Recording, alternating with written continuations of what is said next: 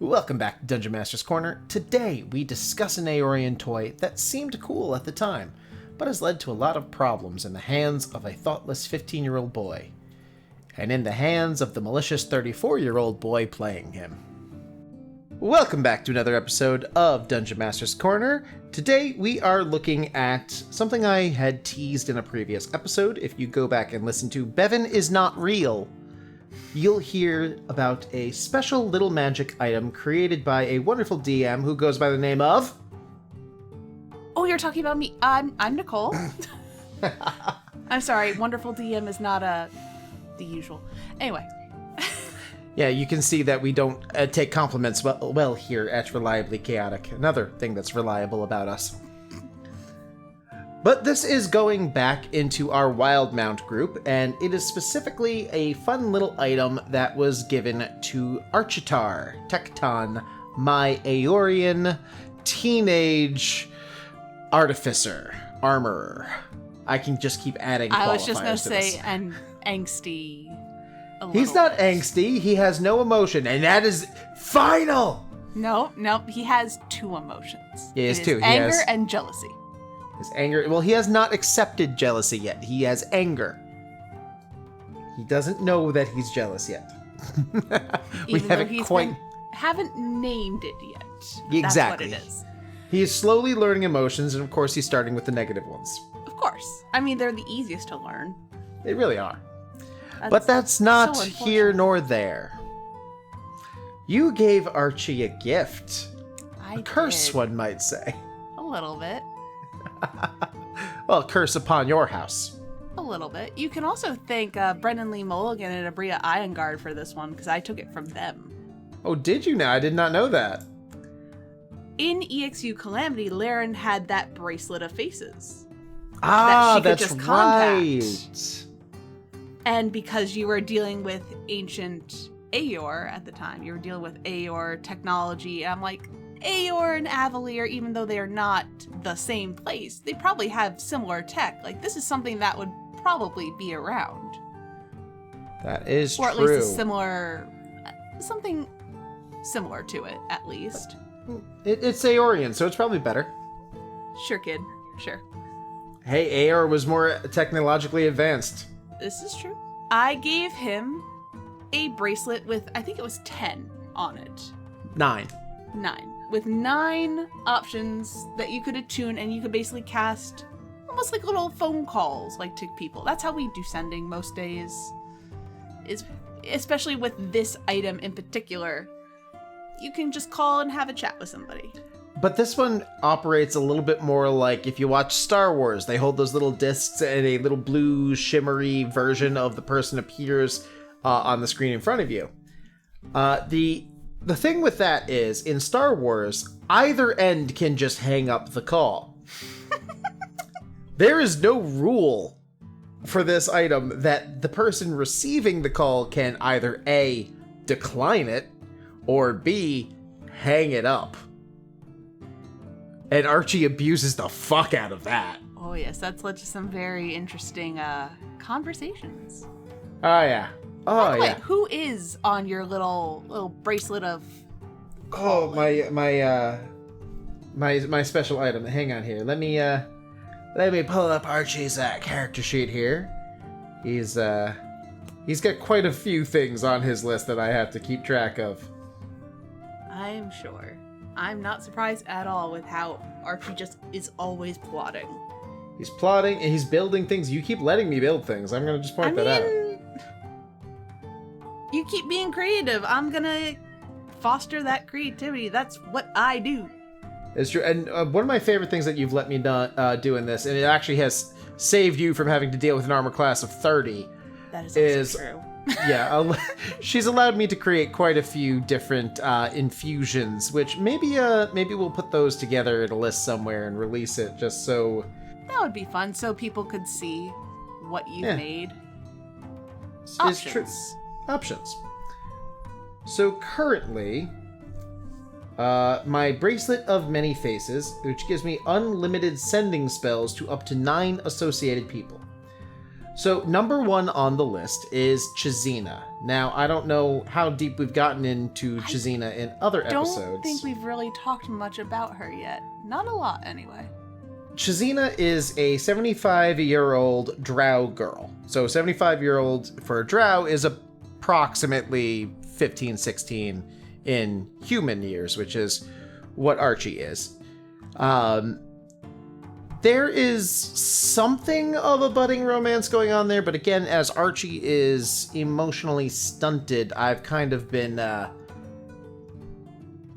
deflecting that one a bit. He definitely has feelings for her that he doesn't understand. He definitely cares about her, and if anything were to hurt her, he would find very creative ways to have it live out the rest of its life in excruciating pain, and he would ensure that it's a long, long life.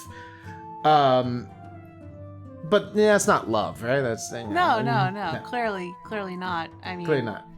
Archie needs to have that talk about what love is at some point, which we will do in another episode.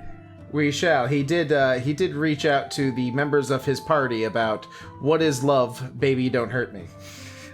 But he reached out to. It was Bevan and Charles and Timber and Thea. I think he got the best advice from Bevan, actually. But again, we'll get to that one another time. That's later. As I said, Archie has a growing respect for Bevan. I said that in a different episode. So Chizina is one of the few remaining members of her... What is it for drow in this world? Dens? Dens. She is part of Den Dathal. Den Dathal. And she's like one of 3 people left in that den? Oh no, she was originally part of Den Hythenos, which suffered, and got incorporated into Den Dathal because of her sister and her sister's lover. Right. Yeah, so she's like one of 2 or 3 people left of her original den and was brought into Den Dathal. But she is a cleric of the Luxon, or at least an aspiring cleric. I think she's leveled up quite a bit since we started. She has. She's gone on a few adventures because of you guys. Yeah. Also, her sister, Sinofe, is the next person on the bracelet. When I couldn't get in contact with Chizina, I would contact Sinofe. Or when something was going on that I didn't want to worry Chizina with and I needed to talk to a cleric, I would talk to Sinofe. This way, I could shield Chizina from some of the worst elements of the world. But no, not love. Not love. No, not at all. Menowin is another one that I have connected to. We picked her up at one point when she came to see Thea. She was on my sky ship. My ship. You guys rescued Kiro. And so we rescued Kiro. So they came to meet up with you guys to have a nice, warm, fuzzy family reunion. And you have a family of dragons that are oh so grateful. They just happen to be powerful in their own respect, aside from the dragons.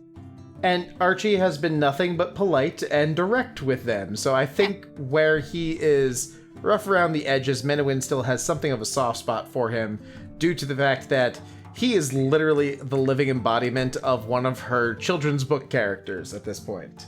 Yeah. So she wrote a book series about a captain of a skyship. Flint, yeah. That's the one. And Archie, not knowing anything about the modern world, read the books and went, oh, that's what sky pilots look like now. And just bought the outfit. So he was wearing the outfit when he met her. And she thought it was adorable. Yeah. Absolutely stinking adorable. So next in line, I'm doing this in a very particular order. I'm sure. Next up is Mercion.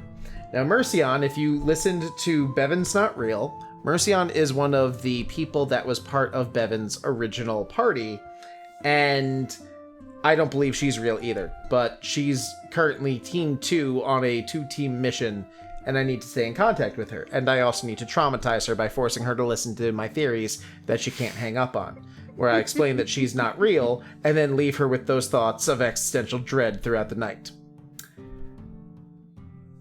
After that, I have my most recent addition, Phineas, who is currently... this is Charles' son, remember? He's currently in hell, and he's currently being tortured. And for some reason, it never occurred to Archie that it might be a good idea to connect to Phineas and see if we could talk to him. Because I've been busy with other things. All of your plots. Always busy with your other plots. There's so many plots. There's the plots you throw at us. There's the plotting that I'm doing. There's so much to keep track of. I figured Charles was on, the protecting of his son thing. Next up is the Bright Queen.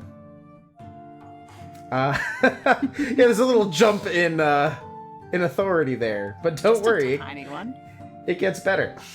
So the Bright Queen, we were currently on a mission to find a Luxon for her. We found it. Archie has been studying it, and he's actually been able to recreate it because the Luxon is technology. And I believe I had an entire conversation with her explaining what I did while Chizina was sitting there gripping her seat in fear as I essentially blasphemed at her for a solid 10 minutes. Blasphemed to the Bright Queen in front of a cleric of the Luxon who is one of her subjects, yes. And to be fair, the Luxon talked to me, so I think I have a leg to stand on in this conversation. It definitely has an interest in what you guys are doing. Yeah, so I mean, I think I'm on the right track. Yeah. So after that, we have Tasha. That Tasha. Yes, her. I have her on speed dial specifically because we're working for her currently, and more often than not, I can't get good information out of Bevan for obvious reasons. So I just kind of, hey Tasha, Bevan is saying this. Can you clarify that, please? All right, thank you. Have a good day. Sorry to bother you. Click. And you're currently on a mission to rescue her grandchildren. To be fair, I'll probably remove her from the list afterwards. I mean, she doesn't need to stay on. I don't need to bother her on a regular basis. Yeah, once the mission's done, you probably won't need to talk to her again. At least not for a long time. I could always find another way. It's in the future. But, the last person on the list... Now, her name's not going to mean much to people. It's Kiana. Kiana is wonderful. I did not like her at first. Bevan, You sorry. weren't supposed to like her at Archie first. did not like her at all. Because she was a lich. And she is one of the heroes of Aeor. Or at least of that time Heroes period. of the Calamity, yeah. Heroes of the Calamity. Not the one from Aeor, but she was shtucking the hero from Aeor who I wanted dead and on a platter. And then we found out some terrible things that made me pity her a bit. She was turned into a lich against her will by the guy she was shtucking, Krazor. In order to save her life, because she had gotten the sickness that, in the midst of the fallout of the Calamity, it could not be cured. Yeah, but death is preferable to lichdom, I think, especially when he held her phylactery hostage for hundreds of years? Thousands of years? 1,000 years? In fairness, he made sure she never went hungry. Yeah, that I'm doesn't not make it saying better that's considering what you feed a phylactery. I don't think Kiana would be very happy with. But Kiana also decided, she was a lich, and this lich queen goddess bitch is really causing her some problems. So she decided to just go kill her. Kill her? Yeah, just Kill her? get rid of her. It's fine. Just get rid of her. Yeah. So one day, Archie was actually hired, along with the rest of the party. Archie was hired by Kiana. She wanted us to fight Krazor, kill him if we had to, spare him if we could, and just retrieve her phylactery so she could die. She just wanted to die. And when Archie was listening to the story, he asked her about the Lich Queen thing. I think that came up in conversation somewhere. She mentioned that she killed the Lich Queen, a god. And Archie just kind of go, you killed a god. Yeah. Yeah, I was bored. I mean, it's what you do when you're so long-lived, and she's just really terrible. You should have met her. Right, but what happened to the mantle of godhood after you killed her? Oh, I think that's mine now, isn't it? Yeah, so I don't think even by destroying your phylactery we could kill you. Well, that's unfortunate. Oh, wait, does that mean Gods have, like, worshippers and, like, I have warlocks now, don't I? Yeah, you do. Might want to look in on those. Yeah, so that's really what happened here.